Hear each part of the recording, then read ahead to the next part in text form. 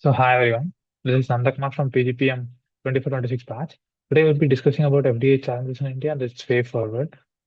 This video consists of three sections. First, we'll be talking about the introduction and the key challenges associated with FDA and its probable solutions, and let's wrap it up. So India remains one of the top emerging markets for foreign direct investment, but there are several challenges like which is making it less favorable. For example, like there are a lot of policy uncertainties, economic slowdowns, and trade tensions as well. Let's talk about the key challenges.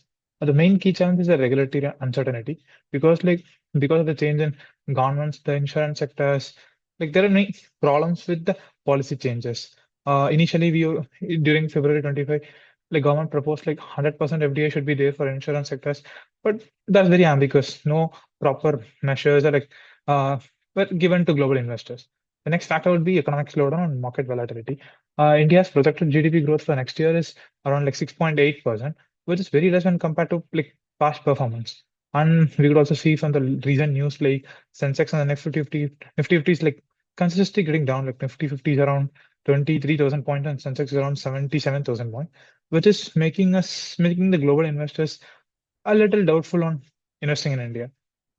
And the next important reason would be trade tensions and rising tariffs.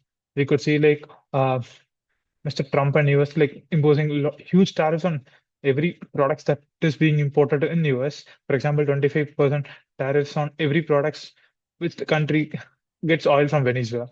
So because of these trade disputes and with the major economics, this affecting more of a FDI flow inwards into India. The next would be a slower growth in the economic and infrastructure area, slow execution of infrastructure projects, inefficiency in transportations, and port congestions is also like affecting India's inflow of FDI.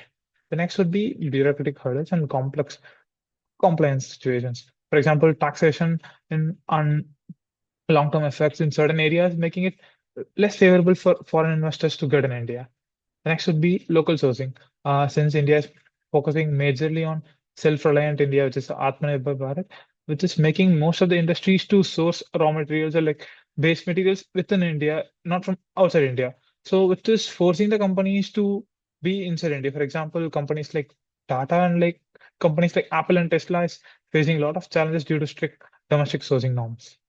What are the potential solutions and implementations? Let's see, like we can stabilize the policies and making it very simplified way so that it creates a long-term growth and a prospect for the foreign investors to come in India.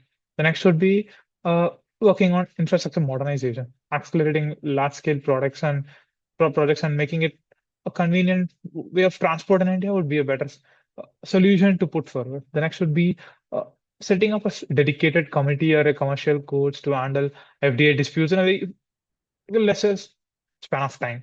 The next would be further liberalizing sectors like defense, space, and like retail, which is not even touched by the foreign players. So this would like open up a new opportunities for foreign players to come and invest in. The next would be providing tax incentives, tax breaks, land acquisition supports. So these are the few of the solutions which can be implemented so that this provides a great motivation for the foreign investors to come on and for the development of India as well. Like there are certain barriers for this implementation as well. The first would be political resistance in key sectors like agriculture and retail. The current policy that we are having would have a contradiction effect on the upcoming solutions that we put forward. Next would be global economic uncertainties. For example, in China being the chief labor market and like their census is growing really good. So because of that, like foreign investors like interested more towards China rather than India. So these kinds of problems affect India either ways. The next is delays in execution. Okay. So these are the barriers in implementations. Let's wrap it up.